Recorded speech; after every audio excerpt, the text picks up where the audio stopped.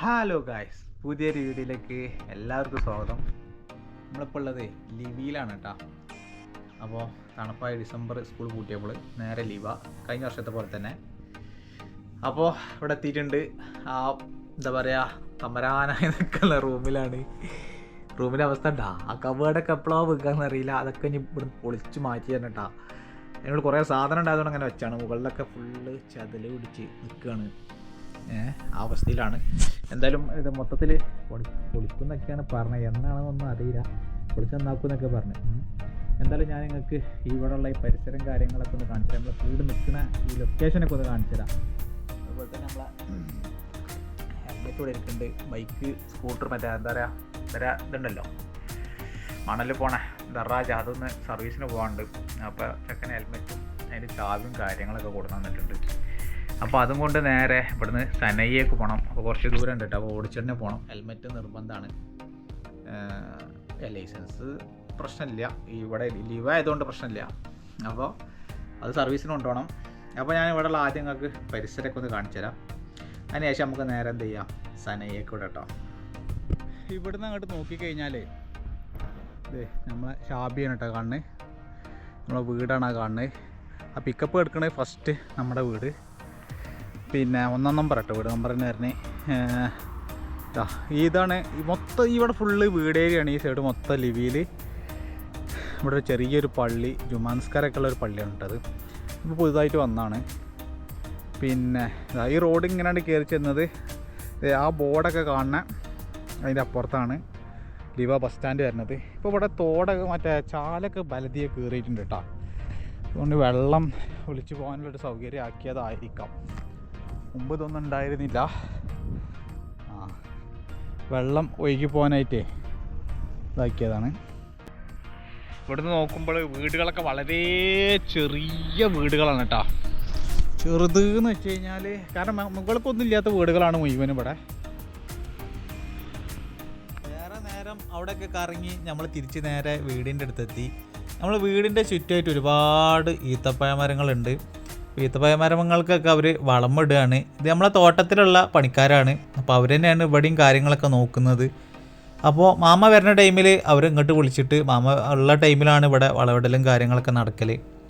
അപ്പോൾ ഇവിടെയൊക്കെ വളമിടൽ, അതിൻ്റെ യൂറിയ കാര്യങ്ങൾ, വലിയ വലിയ മരങ്ങളാണ്. ഒരുപാട് ഈത്തപ്പന മരങ്ങളുണ്ട്. വലിയ തോട്ടം കിടക്കുന്നത് ലീവ ഹോസ്പിറ്റലിൻ്റെ അടുത്താണ് കേട്ടോ.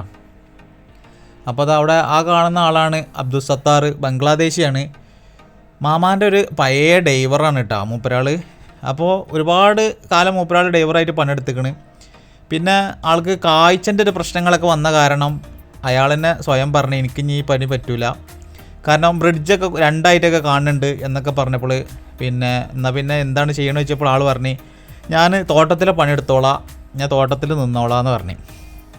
അങ്ങനെ മാമ പറഞ്ഞ് ഈ തോട്ടത്തിൽ നിൽക്കാന്ന് വെച്ചാൽ ഇച്ചിപ്പോൾ ഡ്രൈവറിൽ എനിക്ക് ഈ ശമ്പളം എനിക്ക് ഇങ്ങനെ തോട്ടത്തിൽ തരാൻ പറ്റുമോ എന്ന് ചോദിച്ചപ്പോൾ ആൾ പറഞ്ഞു കുഴപ്പമില്ല, എനിക്ക് ഇവിടെ തോട്ടത്തിൽ കൊടുക്കുന്ന ശമ്പളം തന്നാൽ മതി എന്ന് പറഞ്ഞിട്ട് നല്ല ശമ്പളത്തിൽ നിന്നിരുന്ന ആൾ പകുതി ശമ്പളത്തിനാണ് ഇപ്പോൾ തോട്ടത്തിൽ പണിയെടുക്കുന്നത്. പക്ഷേങ്കിൽ ചെറിയ അല്ലറ ചില്ലറ പരിപാടികളും പച്ചക്കറി ഉണ്ടാക്കിയിട്ട് സെയിലും കാര്യങ്ങളൊക്കെ ഉണ്ട് അതിൻ്റെ ഇടയിൽ. അതൊക്കെ ഒന്ന് മാമ വന്നിട്ട് കണ്ണും പോവും. അങ്ങനെയൊക്കെയാണ്. അതൊക്കെ കഴിഞ്ഞ് നമ്മൾ നേരെ അവിടെയൊക്കെ കറങ്ങി ലാസ്റ്റ് നമ്മൾ ബൈക്ക് കൊടുത്ത് നേരെ സനയിലേക്ക് തിരിച്ച്. സനയിലേക്ക് 2-3 വഴികളുണ്ട്. അപ്പോൾ നമ്മൾ നല്ല തിരക്കില്ലാത്ത ഒരു വഴികളിലൂടെ നേരെ സനയിൽ പോവാണ്.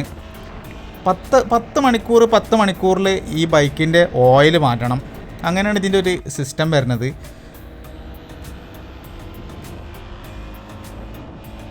ഭയങ്കര ഒരു പവർഫുള്ള് വണ്ടിയാണ്. YFZ എന്നാണ് വണ്ടിൻ്റെ പേര്. യമഹൻ്റെ ആണ് കേട്ടോ. നല്ല പവർഫുള്ള് വണ്ടിയാണ്. അപ്പോൾ ചെറുക്കന്മാരൊക്കെ ഇതേറ്റാണ് ഫുള്ള് കറക്കം. രാവിലെ അങ്ങോട്ട് ഇറങ്ങിക്കഴിഞ്ഞാൽ ഉച്ചയ്ക്ക് ഭക്ഷണം കഴിക്കാൻ മാത്രമാണ് അവരൊന്ന് കയറൽ. അത് കഴിഞ്ഞാൽ പിന്നെ വൈകിട്ട് വീണ്ടും പോവും. പിന്നെ രാത്രി 11-12 മണി വരെ വീണ്ടും അവർ ഇതേറ്റ് പോവാത്ത സ്ഥലങ്ങളില്ല, പോവാത്ത മരുഭൂമി ഇല്ല. ചില സ്ഥലങ്ങളിലെല്ലാം അവർ പോയിട്ട് സ്റ്റക്കായിട്ട് നിന്നിട്ടുണ്ടെങ്കിൽ ലൊക്കേഷൻ അയക്കും. നമ്മൾ അവിടുന്ന് പോയിട്ട് വണ്ടി എടുത്ത് കൊണ്ടുവരണം. ചിലപ്പോൾ നിസാനായിട്ട് പോയിട്ട് കെട്ടി വലിച്ചിട്ടൊക്കെയാണ് കൊണ്ടുവരാറുള്ളത്. അതുപോലെ തന്നെ റോട്ടിലൂടെ ഇതങ്ങനെ ഓടിക്കാനൊന്നും പാടില്ല. 2 പ്രാവശ്യം പോലീസ് പിടിച്ചതാണ്. 2 പ്രാവശ്യം ഇതുപോലെ തന്നെ സനയിൽ പോകുമ്പോൾ ഒരു പ്രാവശ്യം ഹെൽമെറ്റ് ഉണ്ടായിരുന്നില്ല, അപ്പോൾ അങ്ങനെ പിടിച്ച് അന്ന് വാണിങ് കാര്യങ്ങൾ തന്നിരുന്നു. പിന്നെ റോട്ടിലൂടെ പരമാവധി ഓടിക്കരുത്, റോഡ് സൈഡിലൂടെ പോയാൽ മതി. റോട്ടിലൂടെ ഓവർ ഓടിക്കരുത് എന്നുള്ളതാണ് പറഞ്ഞിട്ടുള്ളത്. പക്ഷേ എങ്കിൽ പ്രശ്നങ്ങൾ കാര്യങ്ങളൊന്നുമില്ല. ലിവ ആയതുകൊണ്ട് തന്നെ ലൈസൻസിൻ്റെ ഒന്നും ബുദ്ധിമുട്ടുകൾ കാര്യങ്ങളൊന്നും ഇല്ല കേട്ടോ. പിന്നെ സനയിലെത്തി. സനയിലാണെങ്കിൽ നല്ല രീതിയിൽ തിരക്കാണ്. ലിവയിൽ ഈ പ്രോഗ്രാമൊക്കെ നടക്കുന്ന ടൈം ആയതുകൊണ്ട് തന്നെ ലിവ റേസും കാര്യങ്ങളൊക്കെ നടക്കുന്നതുകൊണ്ട് തന്നെ നല്ല രീതിയിൽ തിരക്കാണ്. അബുദാബിയിലേക്ക് ഇവിടുന്ന് ഏകദേശം 10-200 ചില്ലാൻ കിലോമീറ്റർ ഉണ്ടായതുകൊണ്ട് തന്നെ ഇവിടെ കുറച്ച് റേറ്റ് കൂടിയാലും എല്ലാവരും ഇവിടെ തന്നെയാണ് വർക്ക് എടുക്കൽ. പക്ഷേങ്കിൽ നല്ല രീതിയിൽ വണ്ടികൾ വന്ന് കിടക്കുന്നുണ്ട്. നമ്മളത് പിന്നെ പ്രത്യേകം 2 ദിവസം മുമ്പ് തന്നെ വിളിച്ച് പറയും ഇങ്ങനെ വണ്ടി കൊണ്ടുവരുന്നുണ്ട് എന്ന് പറഞ്ഞിട്ട്. പിന്നെ ഓയിൽ മാറ്റൽ കാര്യങ്ങളൊക്കെ ആയതുകൊണ്ട് തന്നെ അവർ പെട്ടെന്ന് എടുക്കും. മറ്റ് വർക്കിൻ്റെ മാതിരി പെട്ടെന്ന് പരിപാടി കഴിയും. അതുകൊണ്ട് തന്നെ പെട്ടെന്ന് എടുക്കാറുണ്ട്. അങ്ങനെ ഏതായാലും ഓയിൽ മാറ്റൽ പരിപാടികളൊക്കെ കഴിഞ്ഞ് നമ്മൾ തിരിച്ച് വരുമ്പോൾ ഒരു സ്ഥലത്ത് നിർത്തിയതാണ്. വേറെ ഒന്നല്ല കേട്ടോ, നല്ല രീതിയിൽ ചൂടടിക്കുന്നുണ്ട്. ഈ ബൈക്കാന്ന് പറഞ്ഞിട്ട് കാര്യമില്ല, ഭയങ്കര ചൂടാണ്. കാലിൻ്റെ ഭാഗമൊക്കെ ഉണ്ട് ചൂടടിച്ചിട്ട് സംഭവത്തൊക്കെ ചുറ്റിയിട്ടുണ്ടെങ്കിലും ഒരു കാര്യമില്ല കേട്ടോ. നല്ല രീതിക്ക് ചൂടടിക്കുന്നുണ്ട്. ഞാൻ തന്നെ ഷൂ കാര്യങ്ങളൊക്കെ ഇട്ടാണ് പോവാറുള്ളത്. വരുന്ന വഴികളൊക്കെ ഭയങ്കര മനോഹരവും അത്യാവശ്യം കുഴപ്പമില്ലാത്ത കാറ്റുണ്ടായതുകൊണ്ട് അത്ര ബുദ്ധിമുട്ടൊന്നും അറിഞ്ഞിരുന്നില്ല. അതൊക്കെ കഴിഞ്ഞ് വീട്ടിലെത്തി നമ്മൾ കുളിച്ച് റെഡിയായി നിന്നപ്പോഴാണ് മാഡം വിളിച്ചത്. നേരെ വന്നത് ലിവ ഹോസ്പിറ്റലിൽ. ലിവ ഹോസ്പിറ്റലിൽ കിടക്കുന്നത് ഏറ്റവും ഉയർന്ന ഒരു സ്ഥലത്താണ് ലിവ ഹോസ്പിറ്റലുള്ളത്. ഇവിടെ നിന്നാണ് താഴത്തേക്കാണ് നോക്കിക്കഴിഞ്ഞാൽ ആ കാണുന്നതെല്ലാം ലിവ ടൗണാണ്. പക്ഷേങ്കിൽ ഇവിടുന്ന് നമുക്കൊരു ഉറുമ്പിൻ്റെ അത്ര വലുപ്പത്തിൽ നമുക്ക് ഇവിടുന്ന് കാണാൻ പറ്റുള്ളൂ. ഉയർന്നൊരു സ്ഥലത്താണ് ഈ ലിവ ഹോസ്പിറ്റൽ വരുന്നത്. ആ റൈറ്റ് സൈഡിലേക്ക് കാണുന്ന ഭാഗങ്ങളൊക്കെ ഫുള്ള് തോട്ടങ്ങളാണ്.